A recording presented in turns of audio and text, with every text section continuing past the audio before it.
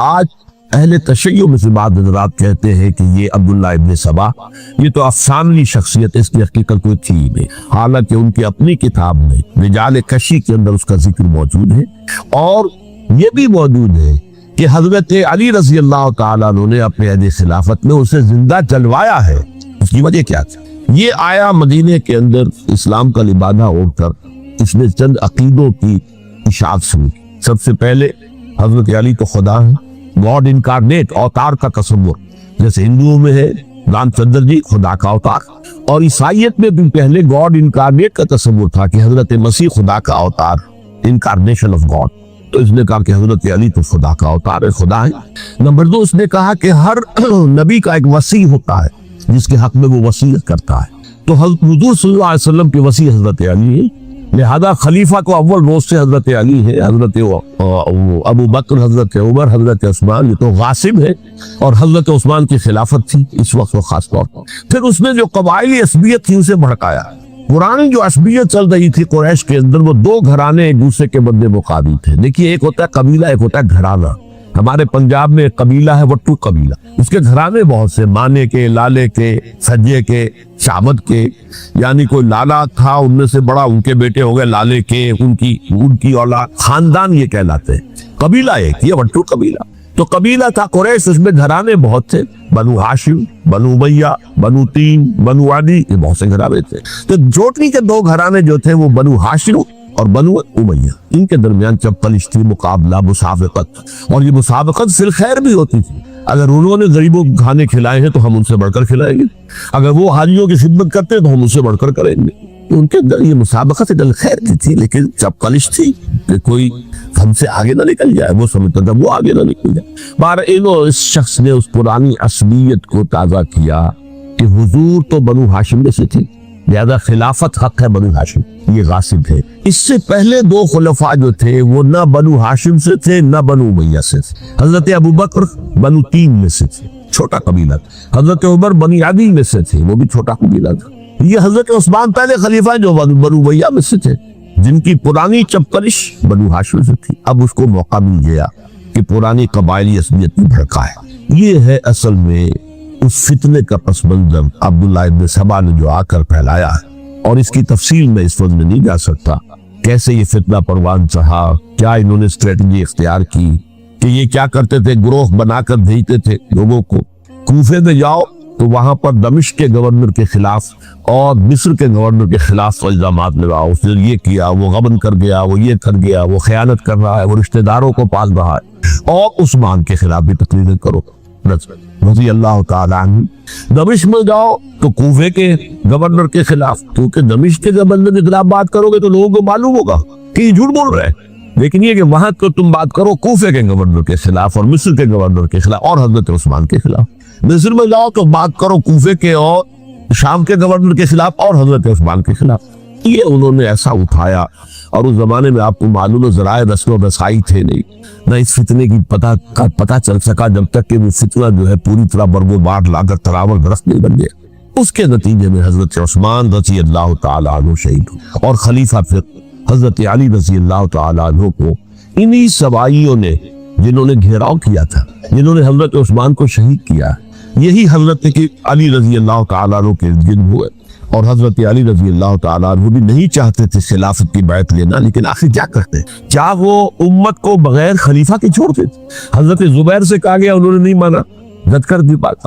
حضرت طلحہ سے کہا گیا، انہوں نے نہیں مانا۔ حضرت علی سے کہا گیا، اب عشرہ مبشرہ میں سے یہی تو تھے نا، لہذا انہوں نے تسلیم کر لیا، خلافت ہو گئی۔ دیکھیے اس کے بعد جو خانہ جنگی ہوئی ہے، اس خانہ جنگی کے نتیجے میں نوٹ کر لیجئے کہ 1,00,000 کے قریب مسلمان ایک دوسرے کی تلواروں اور نیزوں اور برچھیوں اور تیروں سے ہلاک۔ یہ ہماری تاریخ کا تاریخ ترین باب ہے۔ 5 سال، 4.5 سال حضرت علی کی خلافت کے، اب 6 مہینے حضرت حسن کی خلافت رضی اللہ تعالیٰ عنہ۔ اس سے کیا ہوا کہ ایک طرف تو اسلام کی جو توسیع ہو رہی تھی، تھمتا نہ تھا کسی سے سیل رواں ہمارا، وہ سیلاب رک گیا، انٹرنل سیبوٹاج ہو گئی نا، اب تو اندر آپسی میں تو اگر دستوں غریبان ہو گئے تو باہر اب کیا توسیع کرتے ہیں، وہ توسیع کا عمل ہو گیا۔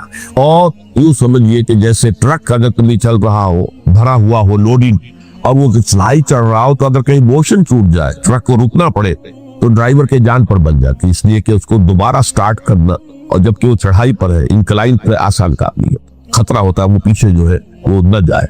और पहाड़ी इलाकों में आपको मालूम है जरा पीछे चले जाने का मतलब जो है बहुत खतरनाक जो है नतीजा निकल सकता। बहरहाल हजरत अली रज़ी अल्लाह तआला अन्हु ने अपने खिलाफत में एक काम ये किया, अब उसकी क्या मसलहतें थी ये तो उन्हीं के इल्म में होगा, हम कयास कर सकते हैं, मैं इस में नहीं जाना चाहता।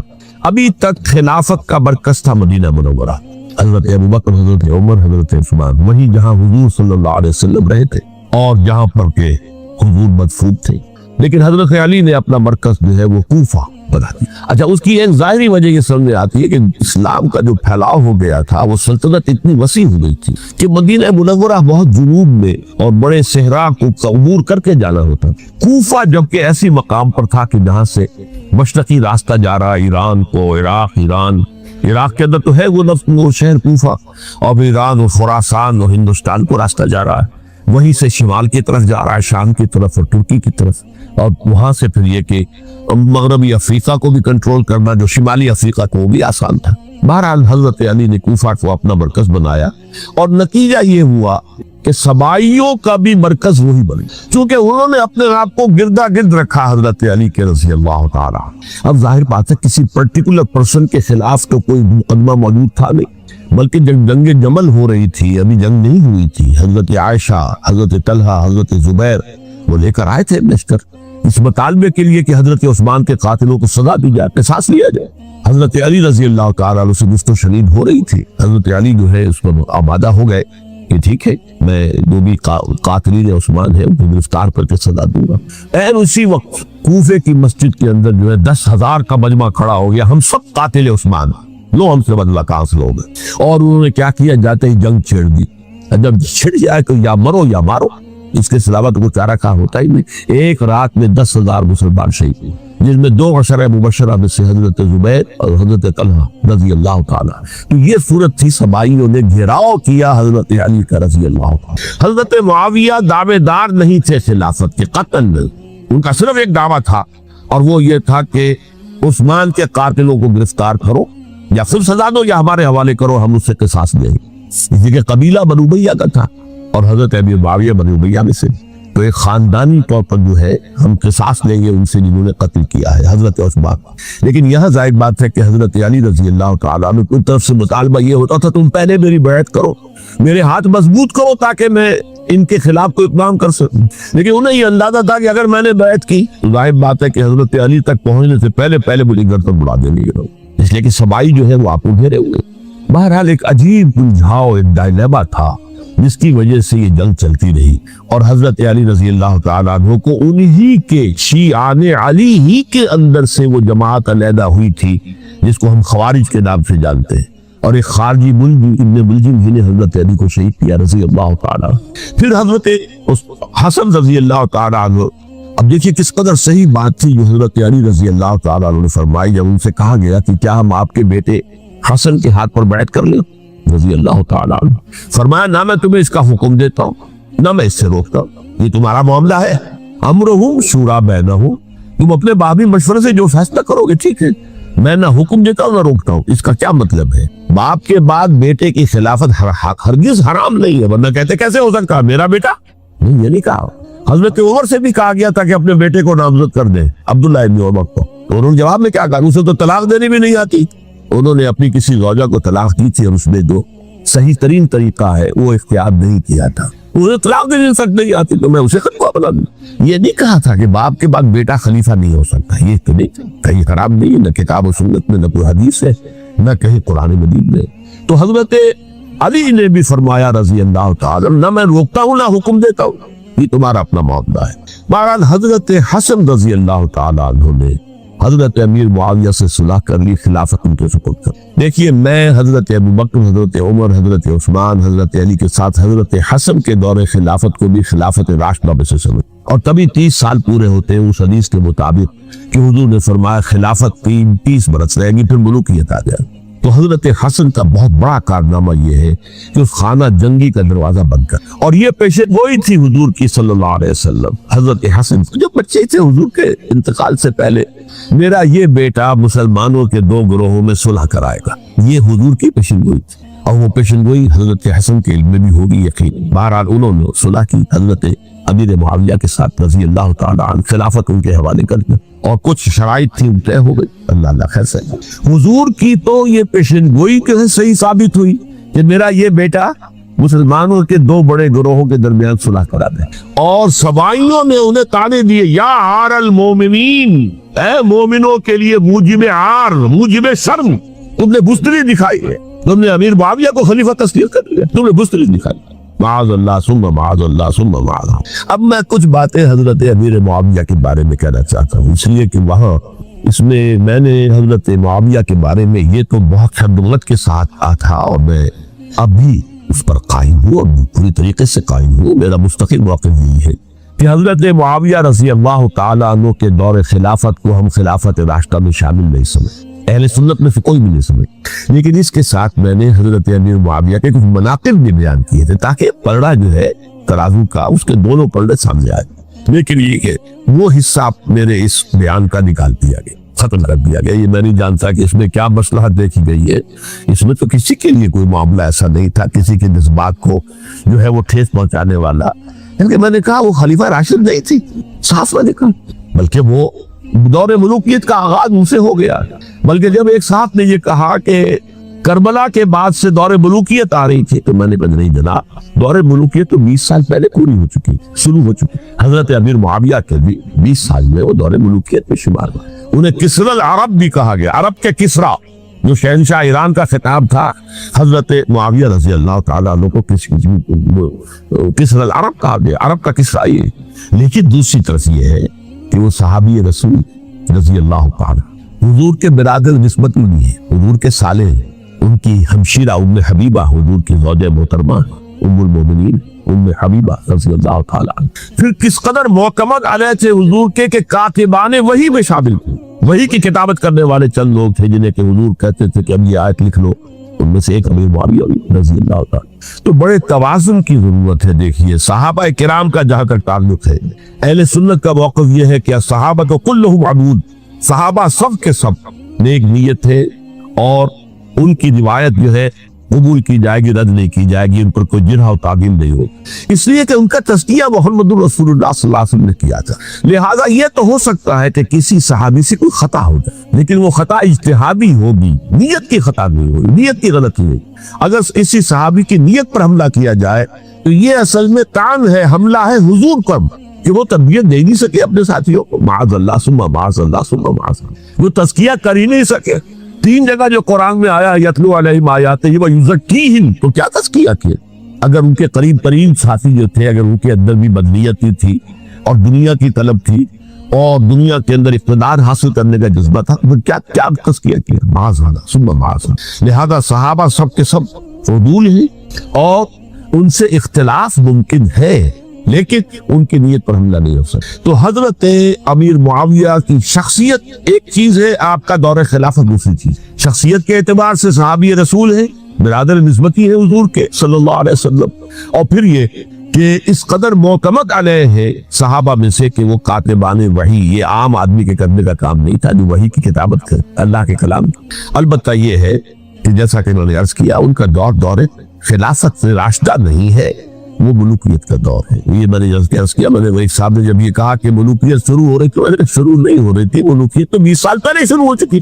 اسی طریقے سے ایک صاحب نے کہا تھا کہ اسلام کو قائم کرنے کے لیے حضرت حسین میدان میں آئے، میں نے کہا یہ بھی غلط ہے، اسلام تو 60 سال پہلے قائم ہو چکا تھا، نبی اکرم صلی اللہ علیہ وسلم کے دست مبارک سے اسلام قائم ہو گیا، جعل حق و زہق الباطل ان الباطل کان زہوقا، پھر 30 برس تک وہ کامل شکل کے اندر قائم رہا۔ تو اسلام جو ہے در حقیقت اب قائم کرنے والی بات نہیں تھی، البتہ اس کے اندر زوال شروع ہو گیا تھا، اس زوال کے عمل کو روکنے کے لیے حضرت حسین میدان میں۔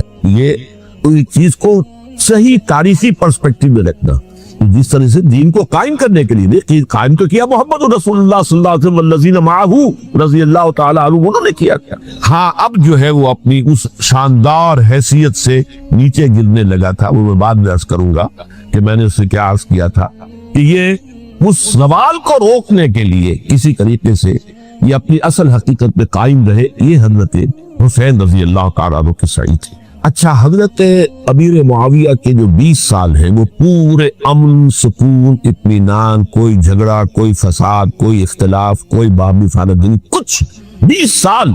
ये भी तारीख की बड़ी चश्मकुशा हकीकत है जो आमतौर पर लोगों के लिए नहीं। सबाई भी दबके रहे। हजरत अमीर मुआविया की हुकूमत इतनी मजबूत थी, कंट्रोल, कि उनको कुछ सर उठाने का मौका नहीं मिला। मौजूद थे, दबके रहे। जैसे कि मैंने कहा, रेवोल्यूशन के आखिरी मरहले पर आकर जो मुखालिफिन है वो दब जाते हैं कि फिर देखेंगे मौका मिलेगा तो फिर लेंगे इनसे हिसाब किताब।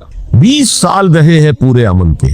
10 साल के बाद यानी दरमियान में है हजरत अमीर मुआविया का अहद खिलाफत। एक सहाबी जो कि बुजुर्ग सहाबा में से है, मुगीरा इब्न शुअबा रज़ी अल्लाह तआला अन्हु, वो आते हैं और वो कहते हैं कि देखिए अमीरुल मोमिनीन, कितनी बड़ी खाना जंगी रही थी मुसलमानों की आपस में, और अब भी अगर आप किसी को नामजद किए बगैर छोड़ गए उम्मत को तो फिर खाना जंगी हो जाए। 1 लाख उस वक्त जो है वो हलाक हुए थे, न मालूम अब कितने हलाक। लिहाजा आप अपनी जिंदगी ही में नामजद कर दीजिए किसी को खलीफा, वली अहद बना।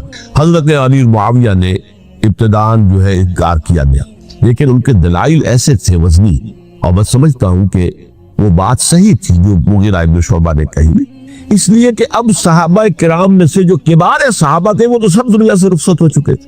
अब तो या सिगार सहाबा रह गए थे जो हुजूर के जमाने में बच्चे थे, हजरत हसन, हजरत हुसैन, अब्दुल्लाह इब्न जुबैर, बच्चे थे ना, या तो वो थे, और या बिल्कुल नौ मुस्लिम थे। और नौ मुस्लिमों में बड़ी तादाद वो थी जो ईरानियों की थी, शामियों की थी, उधर की थी। तो उनको तो जाहिर बात है कि तरबियत नबवी से क्या खिलाफत राशिदा से भी अक्सर और बेशतर को कोई हिस्सा मिला ही नहीं। तो इस सूरत में अब वो आला तरीन मेयार पर हुकूमत के निजाम को कायम करना मुमकिन नहीं है। कोई कबायली असबियत जब तक हुकूमत की पुष्ट पर नहीं होगी, हुकूमत मुस्तहकम नहीं है। ये गोया के एक जिसको कहते हैं कि हकीकत दीनी, वाकईयत पसंदी, एक आइडियलिज्म है और एक रियलिज्म है कि आप फैक्ट्स ऑन द ग्राउंड को गौर करें, सोचें उसके ऊपर और फिर कोई फैसला करें। इस एतबार से फिर हजरत अमीर मुआविया ने बात मान ली और बैठ ले ली लोगों से हजरत यजीद के लिए कि ये खलीफा होंगे मेरे बाद, इसको वली अहदी कहते। अच्छा, उस वक्त 5 अफराद ऐसे थे कि जिन्होंने इससे इख्तिलाफ की। ये बात बहुत अहम है। मेरा किताबचा है सानेह करबला, उसके कुछ नुस्खे आज यहाँ होंगे, आप लोग पढ़िए उसे गौर से और फैलाइए ताकि हकीकत सामने आए। 5 अफराद कौन थे जो होने चाहिए? अबू बकर फौत हो गए, उनके बेटे अब्दुर्रहमान इब्न अबी बकर। उमर फौत हो गए, उनके बेटे अब्दुल्ला इब्न उमर। अब्बास फौत हो गए, उनके बेटे अब्दुल्ला इब्न अब्बास। जुबैर फौत हो गए, उनके बेटे अब्दुल्ला इब्न जुबैर।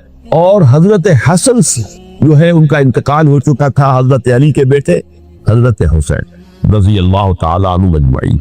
हजरत हसन के बारे में एक फरीक का कहना यह है कि उन्हें जहर देकर हलाक किया। अहले तशय्युअ का कौल है, जबकि अहले सुन्नत कहते हैं कि नहीं, वो अपनी जो भी कभी वो मौत थी उससे उनकी वफात। लेकिन मैं इसमें नहीं जाना चाहता, इसलिए कि ये माइक्रो हिस्ट्री जो है ना, वो तो एक एक वाक्य के लिए इधर की रिवायात क्या, उधर की क्या है, इनके पास क्या दलाइल, ये तो किसी रिसर्च स्कॉलर का मौजूद मेरा मौसू नहीं। लेकिन बहरहाल ये 5 हजरात थे जिन्होंने वली अहदी की बैत नहीं की, लेकिन हजरत मुआविया इतने हरीम उत्तबा इंसान थे, उन्होंने जबर नहीं किया, कोई तशद्दुद नहीं किया।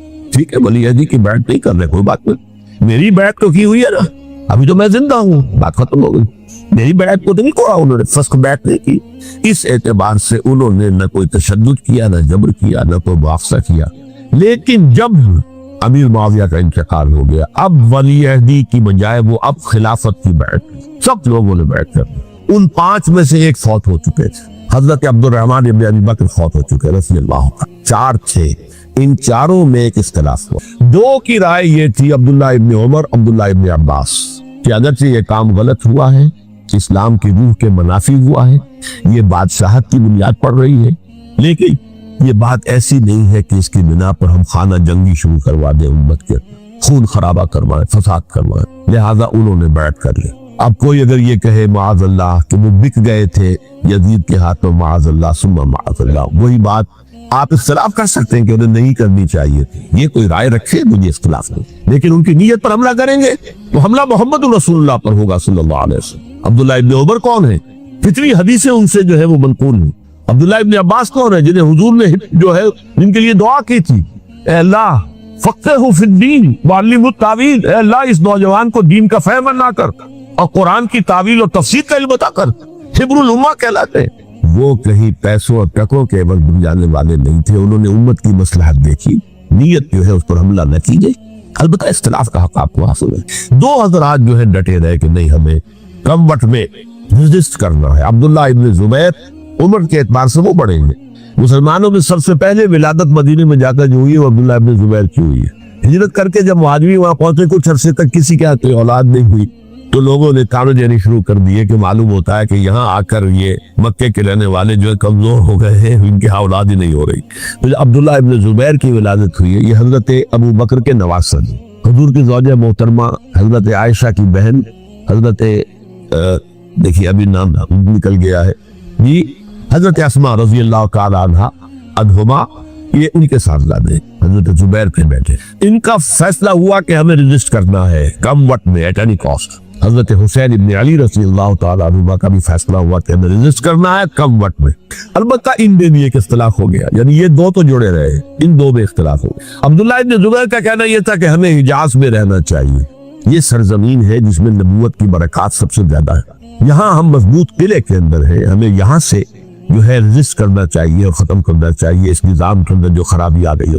حضرت حسین رضی اللہ تعالیٰ عنہ کے پاس خطوط کا تانتا بزا ہوا تھا، کوفے سے لوگ خط لکھ رہے تھے، آئیے آئیے آئیے ہم آپ کے ہاتھوں بیعت کریں گے، ہم آپ کے ہاتھوں بیعت کریں گے، ہم آپ کے ہاتھوں بیعت کریں گے۔ یہی وہ کوفہ جو حضرت علی کا دارالخلافہ رہا تھا اور جو پھر سبائیت کا گڑھ بن گیا تھا۔ چنانچہ حضرت حسین نے حضرت مسلم بن عقیل کو بھیجا وہاں پر کہ میرے نمائندے کی حیثیت سے جا کر وہاں پر بیعت لو۔ 10-12 ہزار افراد نے بیعت کر لی، لیکن اس کے بعد یزید کی طرف سے گورنر بنا کے بھیجا گیا ابن زیاد کو۔ ابن زیاد نے آ کر جو تشدد کیا اور سختی کی تو سب کے سب بیعت توڑ کر اور سب منحرف ہو گئے۔ مخلصین تو وہ تھے نہیں، الکوفی لایوسی، کوفی جو ہے وہ تو کوئی وعدہ وفا کرنے والا ہوتا ہی نہیں، بیعت توڑ دی۔ فمن نقص فانما ينقص على نفسه، بیعت کے بعد بیعت توڑ دینا بہت بڑا گناہ ہے۔ ادھر اطلاع مل گئی حضرت حسین کو، چل چکے تھے اس راستے میں تھے کہ وہاں تو مسلم بن عقیل شہید ہو گئے اور سب لوگوں نے بیعت توڑ دی۔ اب واپس جانا چاہتے تھے لیکن مسلم بن عقیل کے بیٹے جو ہے اڑ گئے۔ یہ عرب کی اپنی ایک جو ہے پرانی ان کی حمیت اور ان کا قبائلی نظام کہ اب ہم اپنے والد کے خون کا قصاص لیے بغیر نہیں جائیں۔ حضرت حسین رضی اللہ تعالیٰ عنہ کی مروت اور شرافت کی یہ میرا ساتھ دینے کے لیے آئے تھے، اب میں ان کا ساتھ نہ دوں تو یہ تو شرافت اور مروت کے خلاف ہے۔ کہا سے چلو چلتے۔ وہاں جا کر بھی عین اپنے میدان کے اندر بھی حضرت حسین رضی اللہ تعالیٰ عنہ نے 3 چیزیں پیش کی ان کوفیوں کے لشکر کے خلاف۔ سب سے بڑا لشکر کے اندر سب سے بڑے تو کوفی تھے جنہوں نے بیعتیں کی ہوئی تھی حضرت حسین کے ساتھ۔ دیکھو مجھے جانے دو واپس حجاز کی طرف، یا مجھے سرحدوں پر بھیج دو تاکہ میں کافروں کے ساتھ جنگ کرتے ہوئے اپنی جان دے دوں، یا مجھے یزید کے پاس جانے دو، میں اپنا معاملہ اس سے طے کر لوں۔ لیکن کوفیوں کو یہ گوارا نہیں تھا۔ اگر یہ یزید کے پاس پہنچ گئے تو ہمارا کچا چٹھا بیان کر دیں گے کہ مجھے تو ان لوگوں نے ورغلا کر بلایا تھا۔ اس لیے کہ دیکھیے حضرت امیر معاویہ کے 20 سالوں کے دوران میں بتا چکا ہوں ان کی حکومت اتنی مستقل تھی کہ اس کے خلاف کوئی فتنہ اٹھانا ممکن نہیں تھا۔ اب چونکہ چینج اوور ہوا تھا، اور چینج اوور میں آپ کو معلوم ہوتا ہے کہ ایک جس کو کہتے ہیں every thing is in the melting پاٹ، ابھی تو یہ درمیان کے اندر معاملہ ہے، تو انہیں موقع ملا سر اٹھایا حضرت حسین رضی اللہ تعالیٰ عنہ کو، جو خطوط لکھے جس کے کہ تھیلے کے تھیلے بوریوں کی بوریاں بھری ہوئی حضرت حسین کے ساتھ تھی، وہ کہا کہ آئیے ہم آپ سے بیعت کریں گے۔ انہوں نے نہیں مانا، اور اصل میں حضرت حسین کے قاتل وہ کوفی بھی، وہ بزدل، وہ منافق جنہوں نے بیعت کر کے بیعت توڑی، اور اب وہ آ گئے کہ اگر یہ حسین رضی اللہ تعالیٰ عنہ بچ کر کہیں یزید کے پاس پہنچ گئے تو پھر ہمارا کچا چٹھا جو ہے وہ سامنے آ جائے گا اور ہماری پھر شامت آ جائے گا۔ لہٰذا انہوں نے قتل کیا حضرت حسین کو رضی اللہ تعالیٰ۔ ایک بات جو علامہ ڈاکٹر قلب صادق نے فرمائی، اور مجھے میرے علم میں یہ بات پہلے نہیں تھی، وہ یہ کہ حضرت حسین کے قتل کا فتویٰ ایک بہت بڑے مفتی نے لیا تھا، یہ بات بھی ذرا سمجھیے. حضرت حسین رضی اللہ تعالیٰ عنہ کے قتل کا فتویٰ ایک بہت بڑے مفتی نے دیا تھا. کیوں دیا تھا؟ اس لیے کہ حضور کی احادیث موجود ہے کہ جب ایک شخص کی ایک خلیفہ کی بیعت ہو جائے تو دوسرا اگر کھڑا ہو تو اسے قتل کر کھلی. اسی لیے ایک بہت بڑے مفسر بھی ہے، فقیہ بھی ہے، قاضی ابن العربی رحمۃ اللہ علیہ. ایک ابن عربی ہے الف لام کے بغیر، ابن عربی، وہ بہت بڑے صوفی ہے، فلسفی ہے، اندلس کے. یہ قاضی ابن العربی ہے جنہوں نے قرآن کی ایک تفسیر لکھی ہے اس ایک بات سے کہ صرف ان آیات کی تفسیر جن سے کہ فقہی احکام جو ہے ان کا استنباط ہے. یہ دو تفسیریں اس طور سے لکھی گئی ہے قرآن مجید کی. 3 آیات بھی اگر ایسی تم تصنیف کر کے لے آؤ تب تو تمہیں کچھ شک کرنے کا حق حاصل ہوگا، اور اگر نہیں کر سکتے تو جان لو فَإِن لَمْ تَفْعَلُوا وَلَن تَفْعَلُوا، پھر اگر تم ایسا نہ کر سکو اور ہرگز نہیں کر سکو گے، ذرا چیلنج کا انداز دیکھیے کہ ہرگز نہیں کر سکو گے. فَاتَّقُوا النَّارَ الَّتِي وَقُودُهَا النَّاسُ وَالْحِجَارَةُ، ڈرو اس آگ سے جس کا ایندھن بنیں گے انسان اور پتھر. آج تو وہ مروبیت بہت کم ہو چکی ہے. آج تو ہمارا عام نوجوان جو ہے وہ آنکھوں میں آنکھیں ڈال کر بات کرتا، اس میں خود اعتمادی ہے. ہمارا بھی اپنا ایک معاشی نظام ہے، ہمارا اپنا ایک سیاسی نظام ہے، ہمارا ایک اپنا سماجی نظام ہے، ہماری اپنی سوشل ویلیوز ہیں. آج کا نوجوان الحمدللہ احیاء اسلام کی وہ جد و جہد جو ہے وہ مرحلہ در مرحلہ بہرحال آگے بڑھ رہی ہے. وقت لگے گا لیکن یہ کہ اس میں یقیناً ترقی ہوئی ہے. اسی کا مظہر یہ ہے کہ خود اعتمادی ہے. We have confidence. ہم جانتے ہیں کہ اسلام ایک دین ہے، مکمل دین ہے، اس کے پاس زندگی کے تمام مسائل کا حل ہے. لیکن یہ ہے آج 1985 کی بات. علامہ اقبال اس صدی کے آغاز میں گئے ہیں یورپ، جبکہ ہم محکوم تھے انگریز کے. ایک حاکم قوم کے ہاں جا کر اس سے مروبیت کتنی شدید اس وقت تھی. جو جاتا تھا اکثر و بیشتر جو ہے واپس آتا تھا تو کھڑے ہو کر پیشاب کرنا ضروری سمجھتا تھا، اس لیے کہ اس نے وہاں پر لوگوں کو یہی کرتے دیکھا. ان کا لباس، ان کی وضاقت، ان کی تہذیب، ان کا تمدن، ہر طرح سے ان کے گن گاتا ہوا، ان کے لیے وہ بہت قصیدے جو ہے تعریف کے کہتا ہوا آتا تھا. لیکن ایک علامہ اقبال کی شخصیت وہ ہے کہ وہ یہ خود کہتے ہیں کہ میں اس آگ میں ڈالا گیا ہوں مثل خلیل. مغربی تہذیب کے اس الاؤ میں مجھے اس طرح ڈالا اللہ نے جیسے کہ حضرت ابراہیم کو آگ میں ڈلوایا. میں اس تہذیب کے اس الاؤ کے اندر سے ہو کر آ رہا ہوں، اور میں نے یہ دیکھ لیا ہے کہ یہ تہذیب کھوکھلی ہے، اس کے اندر کوئی پائیداری نہیں ہے. نظر کو خیرہ کرتی ہے تب چمک تہذیب حاضر کی، یہ صناعی مگر جھوٹے نگوں کی ریزہ کاری ہے. اور دیار مغرب کے رہنے والوں خدا کی بستی دکان نہیں ہے. بھلا جسے تم سمجھ رہے ہو وہ اب ذرے کا معیار ہوگا. تمہاری تہذیب اپنے خنجر سے آپ ہی خودکشی کرے گی. جو شاخ نازک پہ آشیانہ بنے گا نا پائیدار ہوگا. اب آپ اندازہ کیجئے وہ شخص جو بنیادی طور پر فلسفی ہے، فلسفے کا طالب علم، وہ جرمنی اور انگلستان میں جا کر فلسفے کھنگالنے کے بعد اسے اگر تسکین حاصل ہوئی، اس کی جو علم کی پیاس تھی اگر اسے سیری حاصل ہوئی تو صرف قرآن کے ذریعے سے.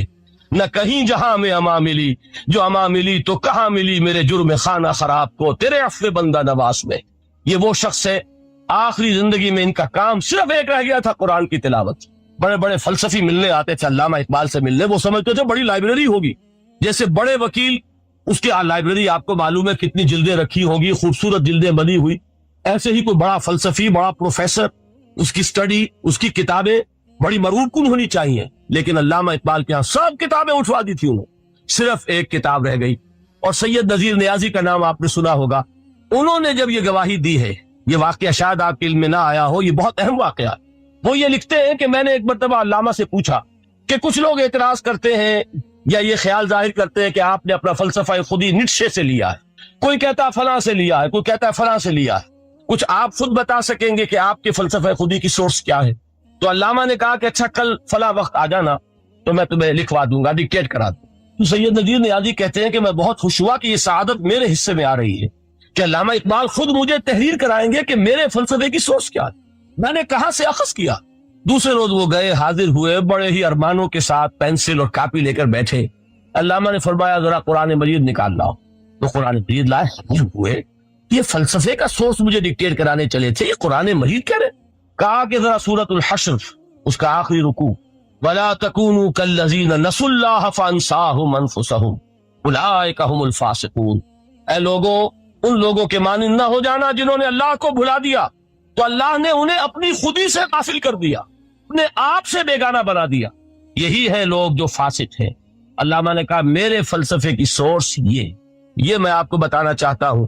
اس معنی میں کہتا ہوں کہ اس دور میں علامہ اقبال کی شخصیت کو میں اعجاز قرآن کا سب سے بڑا مظہر سمجھتا ہوں. ایک شخص 20ویں صدی عیسوی کی شخصیت, اور پھر یہ کہ وہ کہیں مسجد اور کسی مدرسے کے ماحول میں پلا بڑھا نہیں ہے, بلکہ اسکولوں اور کالجوں میں اور یونیورسٹیوں میں, اور صرف ہندوستان میں نہیں, انگلستان اور جرمنی کی یونیورسٹیوں میں رہا, جس نے اپنا لوہا منوایا ہے. وہ شخص اگر یہ کہتا ہے کہ میرے لیے فکر کی بنیاد, میرے فلسفے کی سورس, میری تمام سوچ کی رہنمائی جو ہے وہ اس کتاب نے کی ہے, تو معلوم ہوا کہ واقعتاً یہ قرآن مجید آج بھی معجزہ. یہ بات تو ہوئی فلسفے اور فکر کے اعتبار سے. دوسرا پہلو جو اپلائیڈ پہلو ہے اس دور کے اعتبار سے وہ اہم تر ہو گیا ہے. انسان کے لیے جو پیچیدہ تمدنی مسائل ہیں, سیاسی مسائل کو کیسے حل کیا جائے, معاشی مسائل کا حل کیسے ہو, سماج میں توازن کیسے ہو, مرد اور عورت کے درمیان توازن کیسے ہو. ہوتا کیا ہے, یا عورت بھیڑ بکری کی طرح کی ملکیت بن جاتی. تمہارے ہاں اردو میں جو اس کا محاورہ ہے کہ جوتی کی نوک, یہ اس کی حیثیت ہو جائے گی, یا دوسری طرف عورت کلوپیٹرا بن کر قوموں کی قسمتوں سے کھیلے گی. دنیا میں یہ دو انتہائیں ہوئیں. کہاں نقطۂ عدل کہاں ہے, کیسے بیلنس جو ہے اسٹرائک کیا جائے, مردوں کے حقوق اور فرائض اور خواتین کے حقوق اور فرائض, اس میں صحیح ترین اکویشن ہے کیا. اسی طریقے سے فرد اور اجتماع, فرد اور ریاست, یا تو یہ کہ انسان کی انفرادی آزادی اتنی جا رہی ہے, مادر پدر آزاد, جس کا مظہر یہ ہے کہ آج انگلستان میں 2 مرد بھی میاں اور بیوی کی حیثیت سے رہ سکتے ہیں. قانون تسلیم کرے گا ہسبینڈ اینڈ وائف, ان کو وہی حقوق حاصل ہو. یہ ہے وہ آزادی. جب ترکی میں اسلام کے آئلی قوانین بھی منسوخ کیے, نوٹ کیجئے اس کو, یہ اسی صدی کے وہ صدمے ہیں جو ہم نے اٹھائے ہوئے ہیں. اور گاہے گاہے باز خواہی قصہ پاری نہ رہا, تازہ خواہی داغ تنگر داغ ہائے سیدھا رہا. اس صدی میں کیا نہیں ہوا. عربوں کی ریوولٹ ترکوں کے خلاف, ان کے پیٹھ میں جو خنجر گھونپا, اور ایک انگریز, ایک کرنل لارنس کی وہ ساری شرارت, اس کے نتیجے میں ایک عظیم مملکت عثمانیہ, سلطنت عثمانیہ, دی گریٹ آٹومان امپائر, اس کے چیتڑے اڑ گئے. اور اس کے بعد وعدے کیے تھے عربوں سے کہ ہم تمہیں حکومت دیں گے. ہوا کیا کہ ان کے چھوٹے چھوٹے ٹکڑے کیے اور تقسیم کر لیے. مغربی سامراج کا دور شروع ہو گیا. اس کا ایک رد عمل مصطفیٰ کمال پر اس درجے شدید ہوا, اس نے ہر چیز جس کا تعلق عربوں سے تھا اس کو ختم کر دیا, ملک بدل کر دیا. عربی میں اذان نہیں ہوگی, عربی میں نماز نہیں پڑھی جائے گی. اور اسی کے ضمن میں یہاں تک گیا کہ فیملی لاز بھی رومن لاز جو ہے وہ نافذ کیے. تو یورپ کے اخبارات نے اس وقت یہ طنز کیا تھا مسلمانوں پر, یہ مسلمان عجیب قوم ہے, کہتے یہ ہے کہ ہمارے پاس دنیا کا بہترین ضابطہ ہے, بہترین قانون ہے, ہمارے قانون سے بہتر کسی کا قانون نہیں. اور حال یہ ہے کہ فیملی لاز کے لیے بھی یہ ہم سے بھیک مانگ رہے ہیں, ہم سے وہ قوانین لے کر اپنے ہاں نافذ کر رہے ہیں. آج بدقسمتی سے اکثر و بیشتر مسلمان ممالک کا حال یہی ہے. آج ہم ان سے بھیک مانگ رہے ہیں. کہیں جمہوریت کی بھیک ہے, کہیں سوشلزم کی بھیک ہے, کہیں کسی اور سماجی نظام کی بھیک ہے, کہیں مرد اور عورت کی کامل مساوات کا ایک نظریہ ہے, شانہ بشانہ چلنے والا فلسفہ ہے, جو خالص مغرب کی تہذیب کی ایک بھیک ہے جو مانگی جا رہی ہے. کاش کہ آج قرآن کے اس اصل اعجاز کی طرف, جو اس کا اصل معجزہ اس دور کے لیے, میں نے عرض کیا کہ اعجاز قرآنی کا وہ معجزہ کہ وہ فصاحت اور بلاغت کی معراج ہے, وہ یا تو اپریشیٹ کر سکتے ہیں اہل عرب, اور اہل عرب میں سے بھی حقیقت میں وہ جو قدیم جاہلی شاعری کے جاننے والے ہیں جو بہت کم رہ گئے, اب وہ جان سکتے ہیں کہ جب قرآن نازل ہوا تو کیوں زبانیں گنگ ہو گئی تھی, کیوں کوئی ایک شخص جھوٹ موٹ کو بھی مدعی بن کر نہیں آ سکا کہ یہ میں نے قرآن کی جیسی ایک کتاب, یا قرآن جیسی ایک سورت, یا قرآن کی طرح کے چند جملے میں نے موضوع کر دیے ہیں. لیکن دوسرا پہلو ہے فکر اور فلسفہ, اس کے اعتبار سے جس کا سب سے بڑا ثبوت اس دور میں علامہ اقبال. اور تیسرا پہلو ہے Islamic social sciences, political science, economics, sociology. اس میں جو کچھ قرآن نے دیا ہے, جو آج بھی انسان کی رہنمائی کے لیے بہترین نظام ہے, اس نظام کو ہم سمجھے, اسے دنیا کے سامنے پیش کریں, تب در حقیقت قرآن مجید کا اعجاز سامنے آئے. یہ دو پہلو تو میں نے وہ عرض کیے ہیں کہ جو کسی غیر مسلم کو بھی نظر آئے.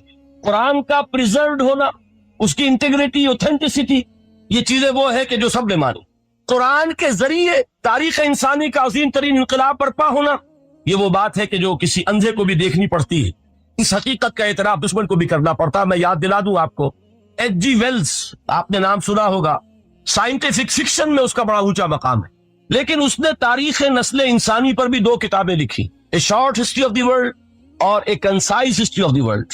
Concise history of the world میں وہ شخص हुजूर के जिक्र पर जब आता है तो मैं सिर्फ जिक्र कर रहा हूं, नकले कुफ्र कुफ्र न बाशत। उसने हुजूर की शख्सियत पर बड़े रकीक हमले किए, बड़े घटिया हमले किए। हुजूर की खास तौर पर ताद्दुद इज़्दिवाज का जो मामला है, ये कड़वी गोली इनके हलक से उतर नहीं सकती, इसलिए कि इनका आइडियल है हजरत मसीह और हजरत Yahya, John the Baptist and Jesus of नजारत। उन दोनों ने एक शादी भी नहीं की, तजर्रुद की जिंदगी बसर की, लिहाजा एक शादी भी इनके नजदीक घटिया फेल है। तो हुजूर ने तो की है 11 शादियां, 11 निकाह के।